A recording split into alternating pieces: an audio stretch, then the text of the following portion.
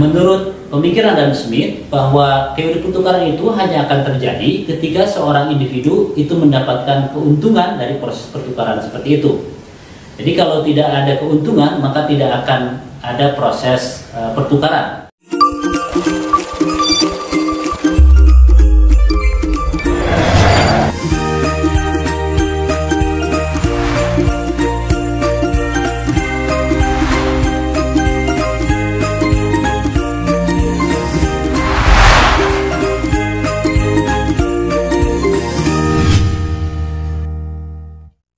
Di tayangan kali ini saya akan menjelaskan pengantar untuk teori pertukaran sosial atau social exchange theory.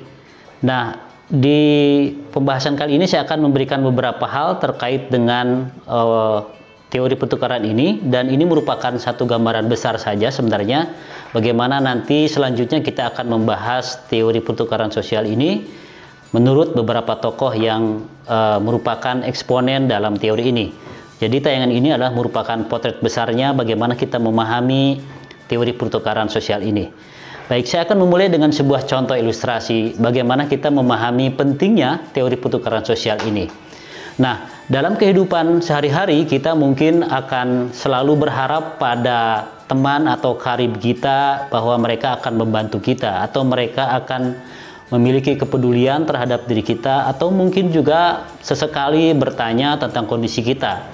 Dan ketika kita punya teman yang peduli pada diri kita akan merasa senang. Sebaliknya, orang lain juga akan memiliki keinginan dan perasaan yang sama ketika berada dalam sebuah relasi atau hubungan pertemanan. Nah, bagaimana sebuah pertemanan itu bisa bertahan? Ini bisa dianalisis dengan teori pertukaran sosial tersebut. Nah, secara sederhana sebenarnya dalam hal pertemanan, orang pasti akan memberikan satu perhatian pada orang lain ketika orang tersebut juga memberi perhatian kepada kita. Kalau misalnya seorang teman hanya sekedar kenal atau say hello saja, maka demikian juga kita akan memperlakukan teman seperti itu. Atau misalnya kalau dalam dunia sosial media sekarang, kita akan cenderung memberikan like juga kepada orang yang mungkin memberikan like pada akun sosial media kita. Dan itu adalah sebuah pertukaran bagaimana orang akan memberikan respon yang sama ketika orang lain memberikan respon juga yang baik kepada kita. Nah, dalam bahasa sederhananya itu adalah cost and reward. Nah, cost itu adalah sebuah biaya, dalam bahasa sederhananya adalah sebuah ongkos atau biaya yang harus diberikan dalam sebuah relasi pertemanan. Tetapi dalam pengertian sosiologis mungkin yang namanya cost itu tidak harus berbentuk uang atau materi. Bisa jadi misalnya kalau saya menjelaskan dalam sebuah relasi pertemanan, itu adalah orang ketika memberikan waktu luang atau menghabiskan waktunya atau menanyakan kabarnya, itu adalah sebuah cost juga. Nah, dengan cara itu kemudian orang yang kita merasa peduli terhadap orang tersebut, itu seakan-akan mereka mendapatkan reward. Dan sebagai in return, sebagai kembaliannya, maka kita juga nanti akan mendapatkan perhatian yang sama dengan ketika kita memberikan perhatian kepada orang yang lain. Inilah secara sederhana bagaimana kita menggunakan teori pertukaran sosial untuk memahami relasi yang sifatnya antar pribadi seperti itu. Nah, sobat semua, dalam tayangan kali ini saya akan menjelaskan beberapa hal. Yang pertama adalah tadi saya memberikan satu ilustrasi, kemudian yang kedua saya akan menjelaskan konsep besar dari teori pertukaran sosial ini. Nah, jadi yang menjadi fokus dari teori pertukaran sosial ini adalah pada tingkat analisis mikro, yaitu pada hubungan antar individu. Nah, ini perlu saya jelaskan karena kita juga ada teori yang lain dalam sosiologi yang menjelaskan tentang analisis mikro seperti itu. Misalnya ada teori interaksi simbolik yang sudah dibahas pada tayangan yang lain. Nanti sobat semua bisa kembali pada tayangan tersebut. Nah, di dalam teori interaksi simbolik yang menjadi analisisnya memang adalah analisis mikro, tetapi di situ juga membahas hal-hal yang sifatnya subjektif. Misalnya perasaan, kemudian perasaan itu diekspresikan dalam bentuk simbol-simbol dan juga terkait dengan makna sosial yang terbentuk dalam proses interaksi. Nah, teori pertukaran sosial itu bergeser meskipun masih dalam analisis mikro, tetapi hanya menganalisis atau fokus pada hal-hal yang bersifat empirik, pada hal-hal yang terlihat. Jadi kalau misalnya satu perasaan, emosi, atau makna tertentu dalam diri seseorang itu tidak bisa dianalisis menggunakan pendekatan teori pertukaran sosial, harus kelihatan. Misalnya kalau ada perasaan senang, gembira, sedih, maka baru bisa dijadikan sebagai analisis dalam teori pertukaran sosial ketika itu diekspresikan dalam bentuk tindakan atau perilaku, dalam bentuk behavior. Kalau hanya pemaknaan dalam diri individu itu belum bisa dianalisis menggunakan teori pertukaran sosial. Tetapi kalau menggunakan teori interaksi simbolik, kita juga bisa memahami hal tersebut sebagai makna dalam proses interaksi sosial. Itu adalah poin yang kedua. Nah, poin yang ketiga, saya juga ingin menjelaskan secara umum beberapa tokoh yang masuk dalam teori pertukaran sosial ini.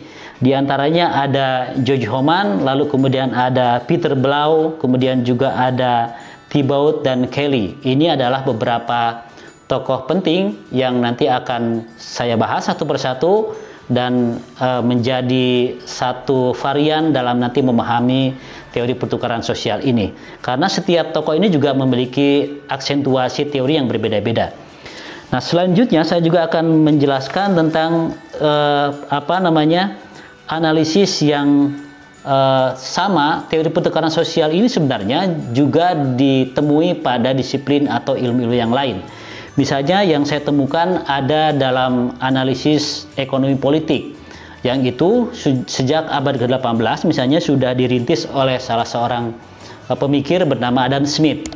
Nah, menurut tradisi dalam ekonomi politik yang dikemukakan oleh Adam Smith, jadi kalau sobat semua nanti membahas tentang pasar bebas, kemudian terkait dengan perilaku ekonomi, itu misalnya diantaranya dijelaskan oleh Adam Smith.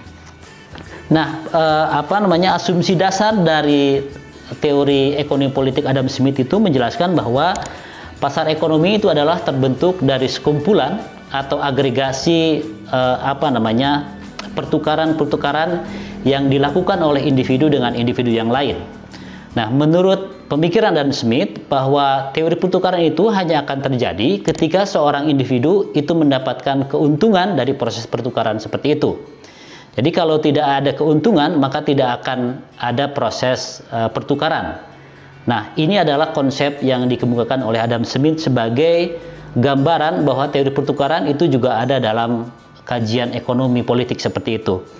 Yang kedua, asumsi yang dijelaskan oleh Adam Smith adalah bahwa kesejahteraan masyarakat, jadi secara global, itu terbentuk ketika ada peluang, ada kemungkinan individu melakukan transaksi. Nah, karena transaksi individu itu hanya mungkin terjadi ketika ada keuntungan.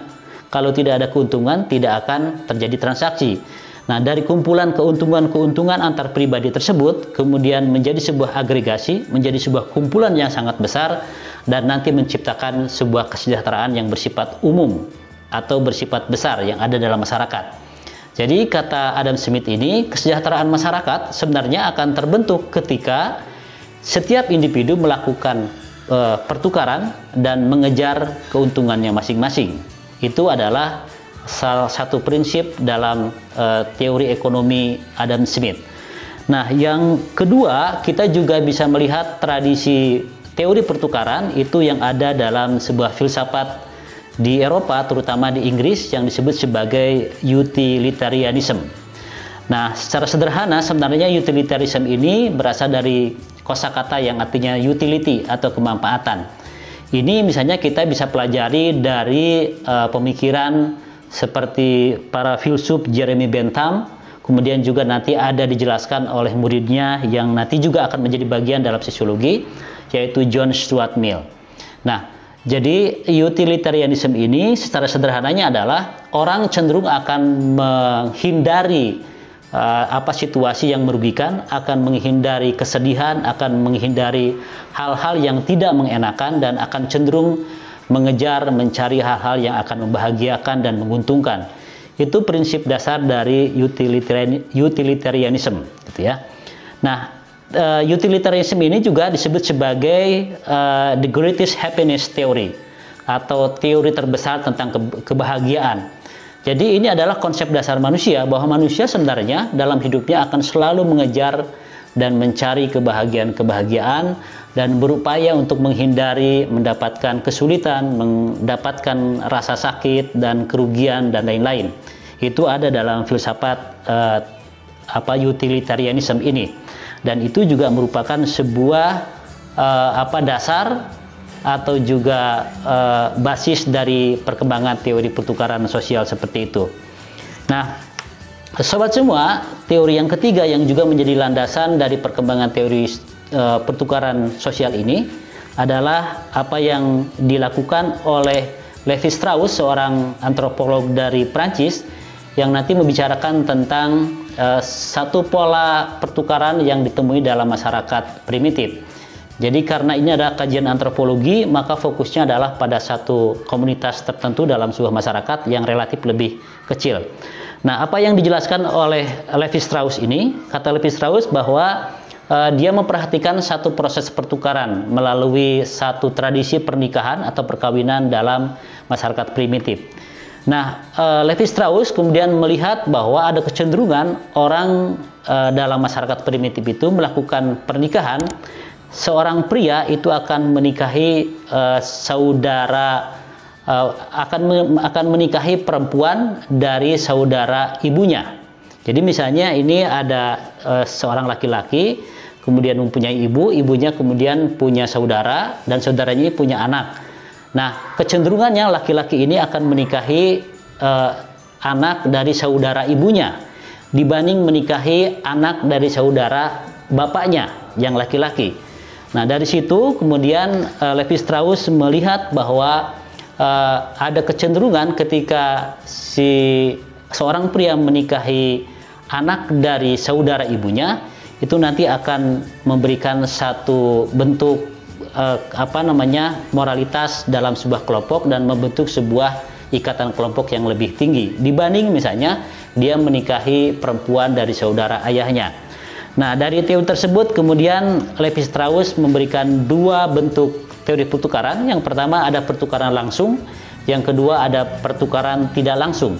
Nah, pertukaran langsung itu terjadi ketika ada dua orang, A dan B, lalu kemudian saling menukar dalam bentuk barang ataupun dalam bentuk emosi. Jadi prosesnya bersifat langsung, terasa, berlangsung timbal balik.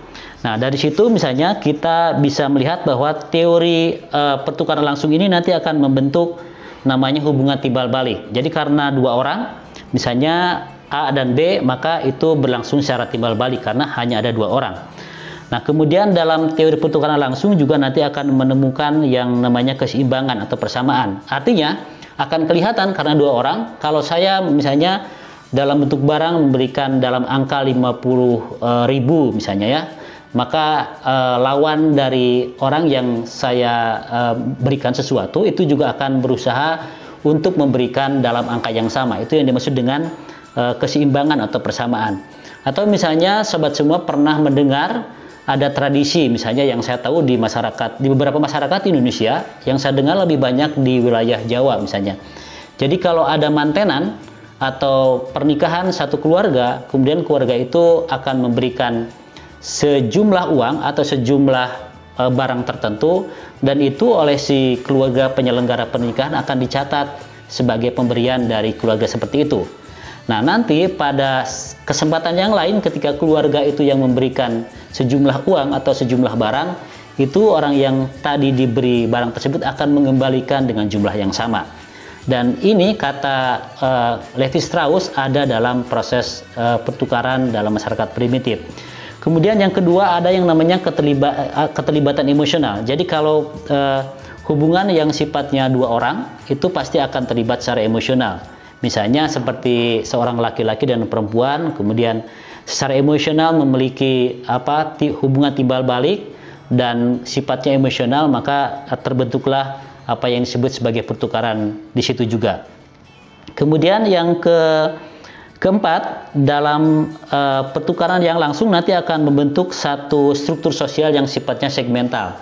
Jadi hanya terbatas pada orang yang terlibat dalam pertukaran seperti itu. Nanti kita akan lihat bagaimana perbedaannya dengan teori pertukaran yang sifatnya tidak langsung. Nah, saya lanjut pada kategori yang kedua yang dijelaskan oleh Levi Strauss, yaitu tentang bentuk pertukaran yang tidak langsung. Nah, yang tidak langsung itu nanti melibatkan banyak orang, biasanya lebih dari 3 orang. Misalnya kalau saya ibaratkan A, B, C, D misalnya. A memberi kepada B, B kemudian memberi kepada C, C memberi kepada D, dan seperti itu. Nah, dalam hubungan seperti itu, jadi anggotanya lebih banyak dibanding orang yang tadi dalam pertukaran yang langsung.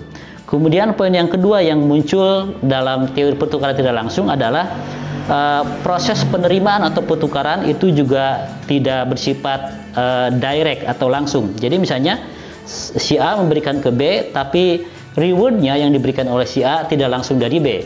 Dia bisa saja dapat dari C, dari D, dan lain-lain. Dan ini bisa kita lihat misalnya dalam hubungan kemasyarakatan, ketika kita misalnya memberikan satu cost tertentu. Misalnya sebagai sebuah keluarga, saya membayar iuran bulanan di lingkungan tempat saya tinggal. Mungkin saya tidak langsung mendapatkan reward ketika saya memberikan uang tersebut ke petugas. Tetapi reward itu didapatkan misalnya ketika ada orang mau menjaga ronda, atau ketika ada petugas memberikan sampah, itu diberikan oleh orang lain, bukan langsung dari orang yang menerima uang ketika saya membayar kewajiban saya seperti itu. Nah, kemudian yang ketiga yang bisa dilihat juga dalam teori pertukaran tidak langsung adalah tidak bersifat timbal balik karena dia tidak langsung. Timbal balik itu misalnya kalau di yang pertama ketika saya memberikan satu cost tertentu akan mendapatkan reward langsung. Nah, ini tidak, mungkin akan berputar seperti saya ilustrasikan dalam misalnya ketika saya membayar kewajiban ronda atau bayar sampah, itu tidak langsung. Begitu, itu bersifat timbal baliknya seperti itu. Kemudian yang keempat dari teori pertukaran tidak langsung ini sifatnya adalah berkontribusi pada terbentuknya integrasi kelompok yang lebih luas. Saya bisa ilustrasikan begini, misalnya kalau setiap keluarga dalam sebuah lingkungan tingkat RW misalnya membayar iuran sampah atau iuran ronda, maka nanti ketika setiap keluarga itu berkontribusi dengan membayar, nanti akan menciptakan sebuah hubungan yang lebih solid kelompok seperti itu. Nah, kemudian yang kelima, dalam pertukaran tidak langsung ini nanti akan menciptakan komitmen moral yang dibuat oleh individu terhadap sebuah kelompok. Jadi kalau setiap individu itu kemudian memberikan kewajibannya atau membayar cost-nya dalam bagian dalam sebuah kelompok, nanti akan menciptakan moralitas. Jadi kemauan orang untuk membayar kewajiban-kewajiban seperti itu bagian dari pembentukan moralitas dalam sebuah kelompok. Dan itu terjadi dalam teori pertukaran tidak langsung. Nah, sobat semua, dengan gambaran besar seperti itu, saya nanti akan mengantarkan kepada pembahasan teori pertukaran sosial ini, dan kita akan membahas pada tayangan yang lain yang lebih detail lagi terkait dengan teori pertukaran sosial dari beberapa tokoh, di antara George Hohmann, kemudian Peter Blau. Demikian sobat semua, kalau ada pertanyaan sampaikan pada kolom komentar. Dan stay tune dengan channel Perspektif Sosiologi. Sampai jumpa.